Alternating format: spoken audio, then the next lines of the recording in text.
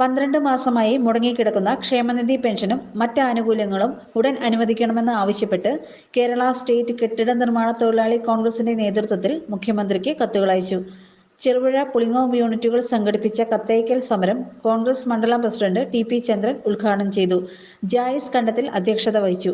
Saleem Thekkattil, P. Balakrishnan, P. James, M. Vinod എന്നിവർ പ്രസംഗിച്ചു. 2 ഏക്കറിലൊക്കെ സ്ഥലമുള്ള ആളുകൾ അത്തരക്കാർക്ക് ഒരു പെൻഷനും ലഭിക്കാത്ത സാഹചര്യമുണ്ടായപ്പോൾ അത് പരിശോധിച്ച് അതിനും ശ്രീ ഉമ്മൻചാണ്ടിയുടെ സർക്കാർ ഒരു പരിഹാരമുണ്ടാക്കി.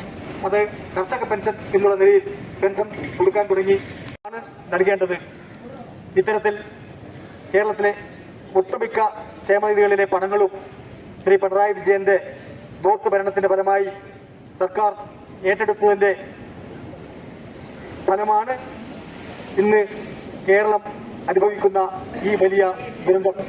ഇതുകൂടാതെ ക്ഷേമനിധിയിലേക്ക് ധനസമാഹരണം നടത്തുന്നത് തൊഴിലാളികളുടെ ക്ഷേമനിധിയിലേക്ക് നമുക്കറിയാം. കെട്ടിടം നിർമ്മിച്ച മുഴുവൻ ആളുകൾക്കും ആ വിവരം അറിയാം. ഓരോ കെട്ടിടത്തിനും 10,000-കണക്കിന് രൂപ, ചെറിയ കെട്ടിടങ്ങൾക്ക് പോലും സെസ് അടക്കണം എന്ന് പറഞ്ഞ് കണ്ണൂരിൽ നിന്ന് നിരന്തരമായി നോട്ടീസുകൾ വരുന്ന ഒരു സാഹചര്യമാണ് നിലവിലുള്ളത്.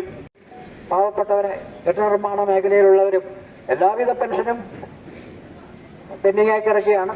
അതിലുപരി കെട്ടിട നിർമ്മാണ മേഖലയിൽ 1 വർഷമായി കിട്ടാത്ത പെൻഷനുകളും ആനുകൂല്യങ്ങളും കിട്ടാൻ വേണ്ടിയിട്ട് നടത്തുന്ന ഈ പരിപാടിയിൽ എല്ലാവരുടെയും സഹകരണവും ഇത് പങ്കെടുത്ത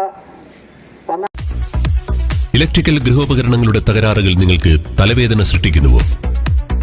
എന്നാൽ ഇനി മുതൽ ഒരു ഫോൺ കോളിൽ പരിഹാരം. Home Tak space and services, Cherupuzha.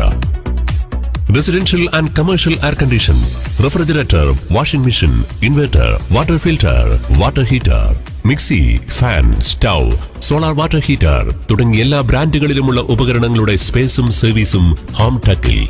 ഗൃഹോപകരണങ്ങളുടെ സമ്പൂർണ്ണത വിശ്വസ്തയോടെ എന്നും നിങ്ങൾക്കായി.